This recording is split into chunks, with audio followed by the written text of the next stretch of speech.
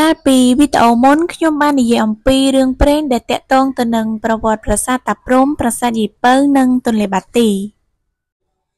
ជាក់ស្ដែងបើយើងពិនិត្យទៅលើទីតាំងភូមិសាស្ត្រនៅតំបន់ទន្លេបាទីនេះឃើញថាអត់មានភ្នំនៅជិតហ្នឹងទេអញ្ចឹងតើដូនតាខ្មែរយើងលោកយកថ្មពីណាមកកសាងប្រាសាទចម្ងល់នេះដែរក៏ត្រូវបានអ្នកជំនាញខាងប្រវត្តិសាស្ត្របកស្រាយបំភ្លឺថាថ្មទាំងនេះត្រូវបានដឹកតាមរទេះ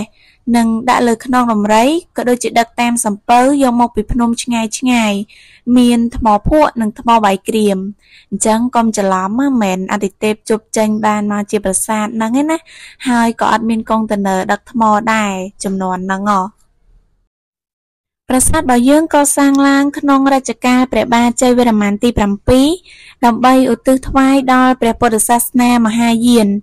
បរិវេណប្រាសាទមានទំហំបណ្ដោយ150ម៉ែត្រទទឹង95ម៉ែត្ររហូតមកដល់រជ្ជកាលព្រះបាទច័ន្ទរាជាសតវត្សទី16ព្រះអង្គឧទ្ទិសថ្វាយដល់ពុទ្ធិសត្វលោកេស្វរៈនិងយកធ្វើជាអារាមសម្រាប់ព្រះសង្ឃគង់នៅជិតផ្លូវចូលមានស្រះទឹកកាលពីដើមស្រះទឹកនេះគឺសម្រាប់ស្តុកទឹកទុកប្រើប្រាស់ពេលប្រារព្ធពិធីបុណ្យសាសនាផ្សេងបើតាមព្រះពុទ្ធសាសនាស្រះទឹកនេះតំណាងឲ្យស្រះបោខណីមិនដឹងអានត្រូវអត់ទេបងប្អូនជួយ comment ផងហើយបើតាមព្រហ្មញ្ញសាសនាគូទឹកគឺតំណាងឲ្យមហាសមុទ្រទាំង7អញ្ចឹងប្រសិនបើពុកម៉ែបងប្អូនទាំងអស់គ្នាបានធ្វើដំណើរឆ្លងកាត់ខេត្តតាកែវកុំភ្លេចចូលមកទស្សនាកម្សាន្តនៅរមណីយដ្ឋានទន្លេបាទីយើងមានប្រាសាទបុរាណ